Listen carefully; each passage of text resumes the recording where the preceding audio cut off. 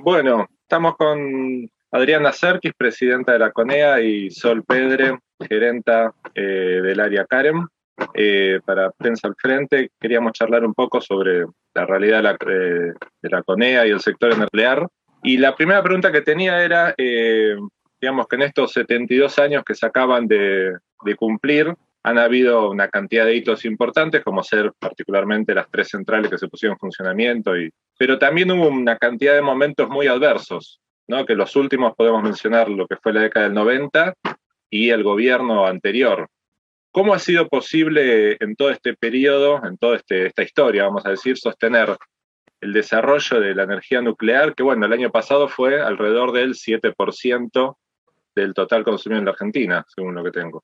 Bien, la actividad nuclear ha sido política de Estado gran parte de estos 72 años. Digo gran parte porque lamentablemente, digamos, hemos tenido periodos de retroceso en los cuales, si bien estaba establecido esto como una política de cierta continuidad, ha habido grandes periodos de financiamiento y de retroceso en la actividad de hecho, sabemos que una de esos periodos fue justamente los años 90, en los cuales la Comisión Nacional de Energía Atómica terminó en 3 instituciones, una naturalmente que debería ser así, que es la Autoridad Regulatoria Nuclear, y la otra es Nucleoeléctrica Argentina, Sociedad Anónima, NASA, que es quien opera actualmente las centrales, con la idea clara de privatizar estas centrales, cosa que no se logró hacer. En ese sentido, quedaba lo que llamaban la CONEA residual, que sigue siendo una institución de gran, digamos, proyección, si la miramos en su conjunto. Ahora, en el gobierno anterior también hubo un cierto retroceso y todo lo que había sido el relanzamiento del plan nuclear con el gobierno de Néstor y de Cristina en ese periodo, se había proyectado la posibilidad de continuar con la línea de grandes centrales y que la comisión siempre es el soporte de conocimiento, de formación de recursos humanos y de poder hacer siempre punta de lanza en un montón de estos proyectos. Ahí se reactivó la vieja idea del proyecto CAREM, digamos, que te puedo contar Sol, y digamos, la idea es seguir apoyando todos estos proyectos, digamos, lo que NASA llama el proyecto nacional. Junto con eso, me parece que a pesar de estos vaivenes, esa fortaleza que tiene el sector en cuanto a conocimiento y en cuanto, si querés, al orgullo de pertenecer a un sistema que es capaz de generar conocimiento, que siempre exigió que cualquier cosa que viniera de afuera lo hiciera con lo que llamamos la apertura del paquete tecnológico, y en poder seguir aprendiendo y en poder haber demostrado que era capaz de no solo extender las centrales, la vida de las centrales actuales, sino haber puesto en marcha Tucha 2, o sea, todo el sistema en sí, que nosotros lo llamamos el ecosistema nuclear, ha sido de gran fortaleza y se ha ido derivando, bueno, en otras instituciones, y creemos que una sinergia entre ellas son las que van a poder garantizar su vida en el futuro y su crecimiento, tratando de garantizar no solo el 7% de energía eléctrica, sino quizás un poquito más de injerencia en esa transición energética que nos permita disminuir la emisión de gases de efecto invernadero hacia tener una matriz más limpia. Digamos, ya en el mundo quedó claro de que la energía nuclear es parte de la solución al problema de la descarbonización y de conseguir matrices más limpias. Entonces, como tal, bueno, creemos que esa participación no va a ser total, no es que el país va a tener un proyecto o un programa de tender hacia todo, pero sí aumentar su capacidad, más allá de toda si querés, el derrame o, digamos, toda la cadena de valor que generás a su alrededor cada vez que hay grandes proyectos nucleares. Respecto a la participación de las industrias nacionales y de la revalorización de un montón de pymes y de industrias metalmecánicas que pueden llegar a aportar valor, conocimiento y a generar mayor empleo de mayor calidad, así como, bueno, tener, digamos, mayor proporción de participación argentina. Me seguiste con la pregunta que quería preguntar después también. Bueno. Ahora, la energía nuclear obviamente es la parte fundamental de la CONEA, del sector nuclear, pero ¿qué otros desarrollos destacarían dentro de lo que hace la CONEA? La institución tiene una cantidad enorme de actividades de investigación, desarrollo y formación de recursos humanos, ¿sí? Entonces, tenemos el área de energía, digamos, en el cual no solo hay energía nuclear, sino que también todo su conocimiento en materiales le permitió hacer desarrollos en otras o incursionar en otro tipo de energías, como son la energía solar, las tecnologías basadas en hidrógeno. Hay muchísima investigación en la institución relacionada con eso desde hace muchos años. Y También probablemente, digamos, en otros aspectos, digamos, ahí está la diversificación de todo lo que es investigación, en un montón de otros aspectos que dan soluciones tecnológicas, no sé, ya sea porque conoces, no sé, cómo se hace el transporte iónico adentro de un material, pensar en separadores para tritio o pensar en sensores para altas energías. Entonces ahí tenés el proyecto de desarrollo en combinación con el MINSID del CUBIC, pero particularmente el reactor multipropósito, el RA10, ahí podés ver claramente la diversidad de tareas. En este reactor propósito el RA10 tenés, por un lado, ese no genera energía, ¿sí? Sus intenciones son, por un lado, reemplazar al RA3 en lo que es la generación de radioisótopos, ¿sí? En la producción de radioisótopos para el país y para la región, o sea, aumentar la capacidad que tenemos eso. Entonces, toda el área de medicina nuclear y radioterapia es, te diría, casi un tercio, digamos, en algún momento fue de la institución, por ahí un poco menos, pero hay un montón de investigación y desarrollo atrás de eso. No solo por ser los responsables del Programa Nacional de Medicina Nuclear, que en eso se incluye todo lo que es la parte de la generación de los centros de medicina nuclear en el país, sino también otros proyectos como el Centro de Protonterapia, esto de la fabricación de radioisótopos y también la investigación en otros, e incursionar en nuevos radioisótopos para poder fortalecer el área de medicina nuclear. Y en lo que es tratamiento de cáncer, digamos, estamos alineados un poco con lo que también el Organismo Internacional de Energía Atómica, que Rafael Grossi está impulsando este año, se lanzó desde ahí un programa llamado Rays of Hope, o Rayos de Esperanza, que tiene que ver con justamente la aplicación de la radiación para la cura del cáncer. Pero esa radiación también tiene otras implicaciones, como es, por ejemplo, para el tema del agro, o el tema, bueno, en particular en alimentos o en tratamiento de plagas, ¿sí? O sea, cada vez más, digamos, el mundo empieza a requerir ciertos factores de calidad para la exportación de alimentos, y la radiación es una excelente herramienta para poder hacer todo lo que es tratamiento previo, para evitar propagación de bacterias en frutas, y también, por ejemplo, hay un programa particular que tiene que ver con la radiación de la mosca de la fruta para evitar que se propague, y que es uno de los problemas de pandemia que hay en la región. O el tratamiento, digamos, para la disminución de plásticos en el mar. La verdad es que la cantidad de temas que uno podría mencionar son muchísimos ahí, pero todos esos derivados con el uso de radiaciones en distintas aplicaciones. Y bueno, a ver, y por otro lado, tenemos por ley que cumplir con la gestión de los residuos radiactivos también, ¿no? Entonces ahí hay todas unas líneas, por un lado, las tareas cotidiana de hacernos cargo de todas las fuentes que usan tanto las industrias como el área de medicina en el país, que se almacenan en un área de gestión de residuos en Ezeiza, y hay que hacer todo el mantenimiento de ese tipo de cosas. Entonces ahí hay un montón de conocimiento que se tiene que ir desarrollando para hacerlo cada vez mejor. Y ir pensando en conjunto con NASA en por ejemplo, cómo se va a ir pensando el tema del decomisionamiento de las centrales nucleares. Ahí también hay otro aspecto. Claro. Y por último, no menos importante, perdón, te cuento una línea más de trabajo que nos parece fundamental también, que es todo lo que se llama el ciclo de vida del combustible nuclear, desde la extracción del uranio hasta su repositorio final. O sea, esto que te conté recién es como el final de ese ciclo. Digamos, el final de ese ciclo es, digamos, la parte de tratamiento del combustible gastado. Pero a nosotros nos interesa todo el ciclo de combustible, y todo el ciclo de combustible va desde la extracción de uranio. Por eso tenemos un montón de lugares que en el país que podríamos volver a llegar a ser autónomos en todo lo que ahora se está importando uranio, y por otro lado, todo lo que es la fabricación de combustibles. En este momento se fabrican los combustibles para nuestras 3 centrales y para los reactores de investigación, y esperamos ser los depositarios de la transferencia de tecnología del Atucha 3 o del Agualón, y se está trabajando ya en un contrato de transferencia de tecnología para fabricar ese combustible. Ahora, en el contexto, vamos a decir, con un poco de incertidumbre que hay, ¿no? ¿Qué objetivos se han trazado para este periodo, lo que les toca estar al frente? ¿Cómo lo toman? Bien.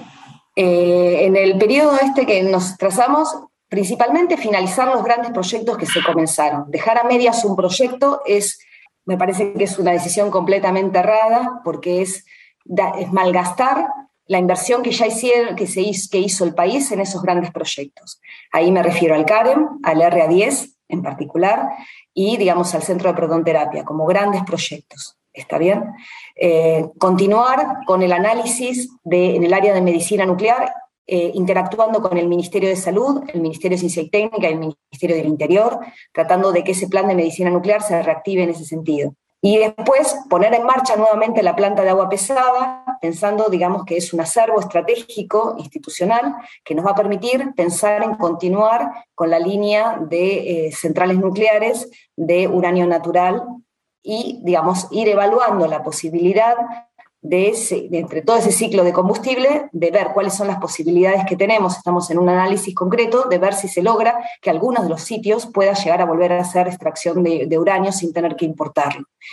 Y por último, evaluar cuáles son de los proyectos que tenemos de poder pensar en hacer un proyecto tecnológico de enriquecimiento de uranio que sea factible. Y bueno, y por supuesto también colaborar con otras instituciones en todas las otras tecnologías relacionadas con la transición energética, ya sea del tema hidrógeno, del tema litio, del tema solar, por ejemplo, ¿no? Y eso creemos que lo tenemos que hacer en coordinación con las otras instituciones de ciencia y tecnología del país que se dedican a esas temáticas también. Sobre el CAREM, está, entiendo, un poco más del 70% de la obra civil de construcción. ¿Cuáles son las ventajas del diseño argentino CAREM? Bueno, el reactor está al 72% de la obra civil, pero en el total estamos en el 60%, o sea, no estamos tan avanzados. Yo creo que el reactor es uno de los primeros diseños que salió, es uno de los pocos que está en construcción, pero hay muchos diseños y además a nivel mundial ahora se le está dando mucha importancia a ese tipo de diseños.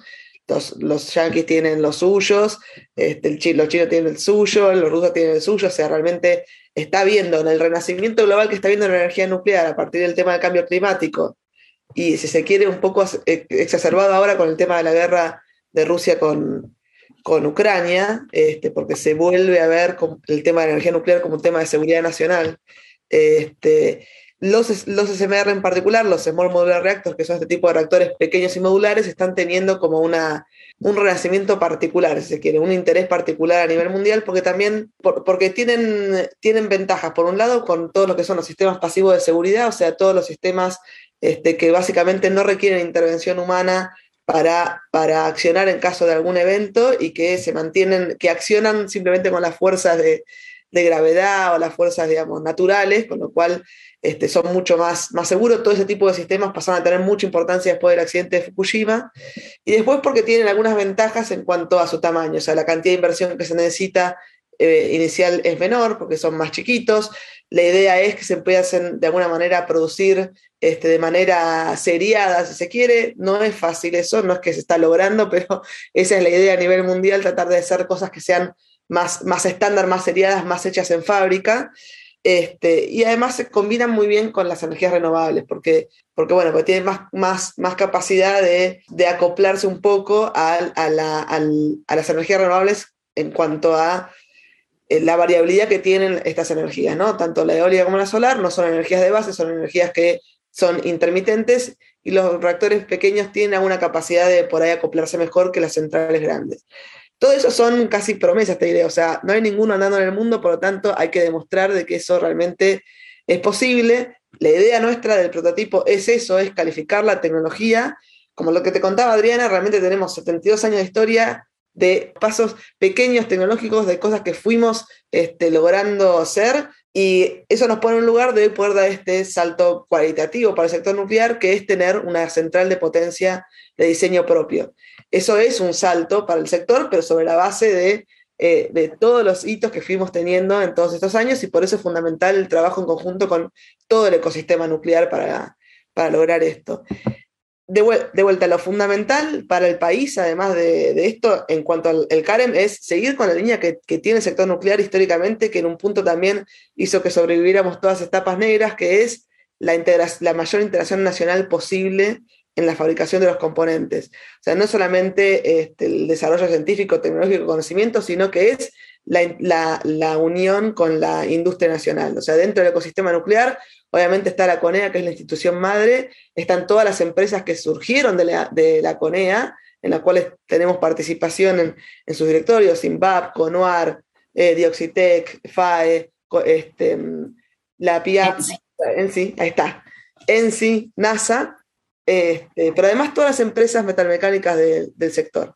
IMSA, digamos, y un conjunto de empresas metalmecánicas que proveen servicios y de empresas de servicios de ingeniería, empresas de servicios de integración electrónica, empresas de programación, etcétera, etcétera. Mira, o sea, el CAREM tiene, hasta el día de hoy, tuvimos más de 1.000 proveedores nacionales que proveyeron en algún momento algún tipo de servicio o de componente al reactor. Hoy tenemos 130 contratos vigentes, más del 95% de los contratos son con empresas argentinas, o sea, más del 95% de la guita gastada hasta el momento es en empresas argentinas, digamos. Y el objetivo es tener una integración nacional del 70% de los componentes, que es realmente muy alto para este tipo de proyectos. Este año estamos trabajando, y es muy probable que logremos, vamos a sacar el 51% de las órdenes de compra de los componentes metalmecánicos calificados. Eso es, son unos 40 componentes que requieren calificación nuclear. Esos, básicamente en Argentina hay 2 empresas que tienen la estampa nuclear para la fabricación de este tipo de componentes, que son IMSA y CONUAR.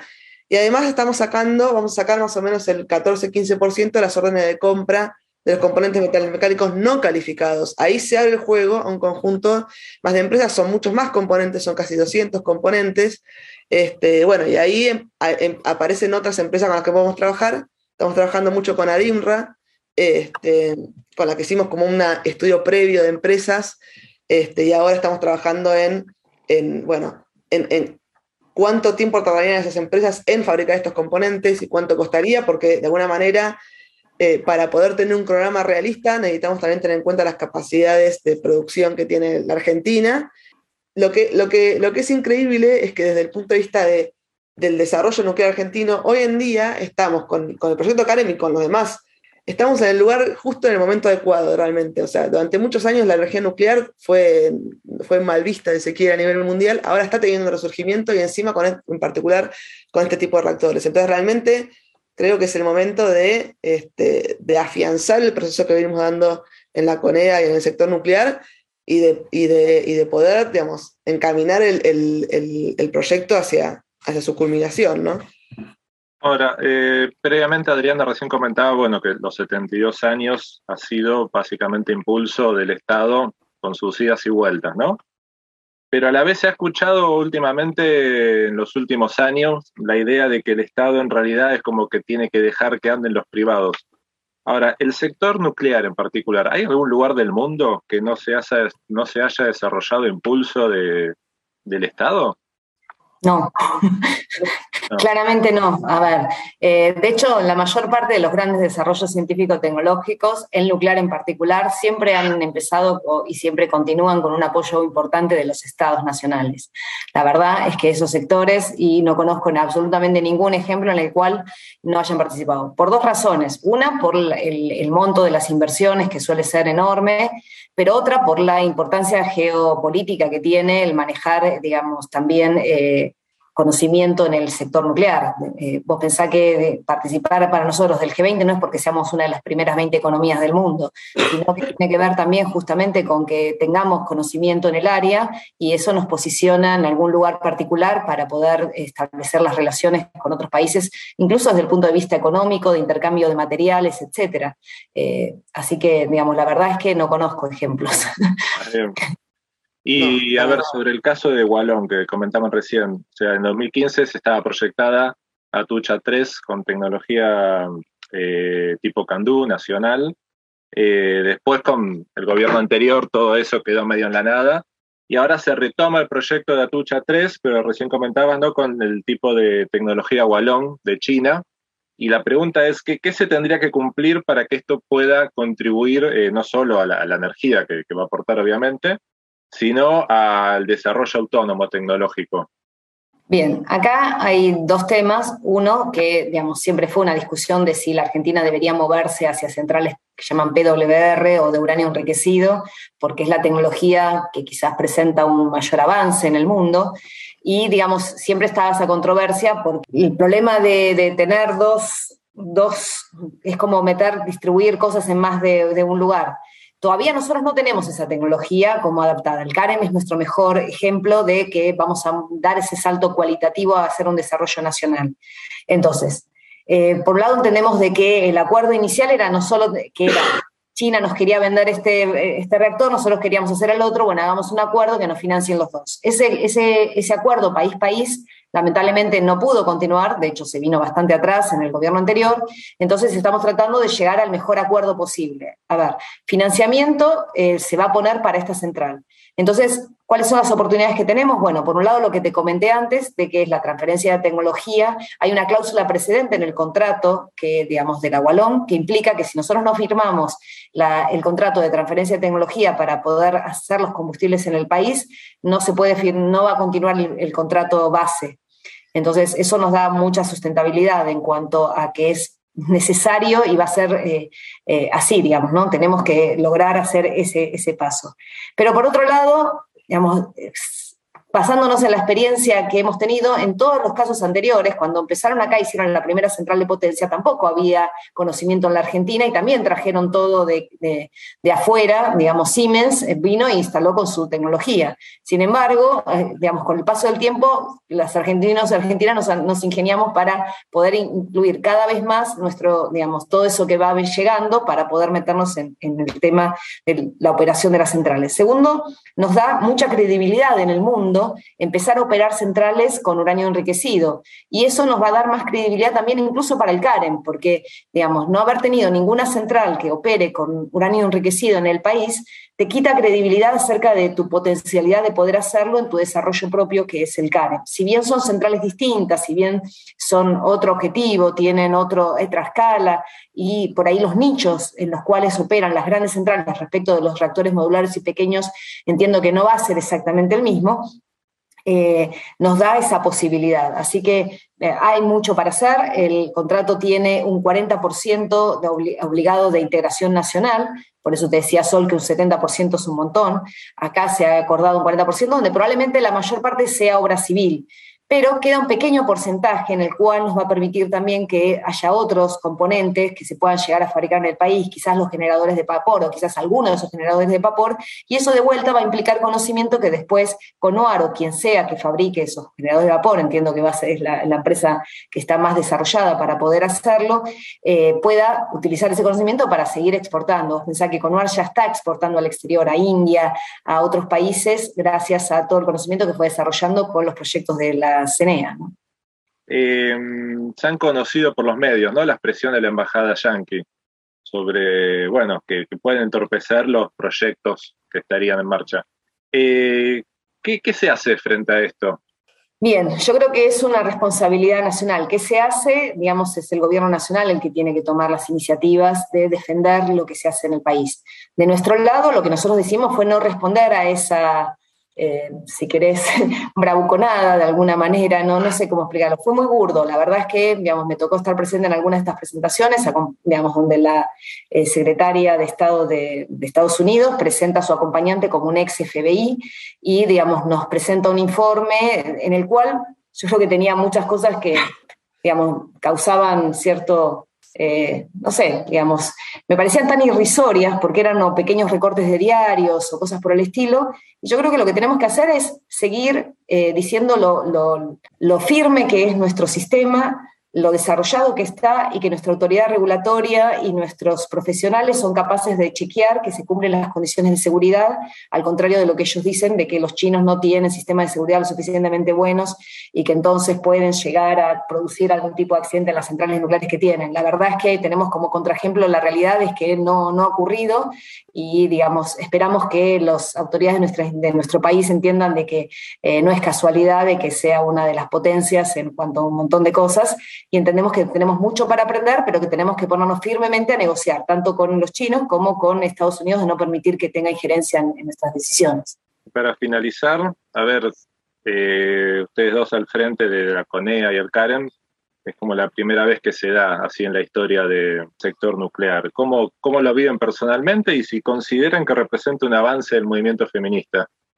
Yo creo que claramente sí, representa un avance en algún sentido porque creo que ambas estamos convencidas de que permitir que muchas mujeres puedan participar en estas cosas es en beneficio de cualquiera de los proyectos. La diversidad de miradas son necesarias, la equidad de género es una necesidad, ni siquiera es un deseo ya a esta altura, y me parece que que no se nos hace fácil muchas veces. Entendemos que muchas de las situaciones que vivimos a veces a cotidiano tienen que ver con que no hay esa receptividad de parte de nuestros compañeros o compañeras y muchas veces se nos hace muy complicado, muy difícil. Uno cree que estando en cierta posición tiene la potestad y tenemos una manera diferente de enfrentar las situaciones. Vamos por un trabajo en equipo y ese trabajo en equipo significa sumar las diversidades y sumar las diversidades de opiniones y las diversidades de personas. Entonces, apostamos a eso y esperamos que eso vaya en una mirada o en, no sé, digamos, a veces uno se siente con la responsabilidad de que esto pueda funcionar con esta otra mirada. No sé, Sol, si quiere agregar algo. Sí, o sea, no, estoy totalmente de acuerdo con lo que dice Adriana, porque además lo que tiene, si bien había habido por ahí alguna presidenta mujer antes, dos creo que hubo, ¿no? Norma y Emma Pérez Ferreira fueron presidentas de la CONEA, lo que no había era, o sea, lo que no había en todo el último periodo, en el sector nuclear en general es un sector muy, muy masculino, si querés decirlo así, o sea, si vos te fijás, los directorios de las empresas del sector nuclear, si te fijas el directorio de NASA, el directorio de INVAP, el directorio por ahí no tanto, pero porque ahora por ahí algunas fueron poniendo, Adriana es parte del directorio de INVAP, Verónica Garea, yo soy parte del directorio de CONOAR ahora, pero nombrada por la CONEA, digamos, ¿no?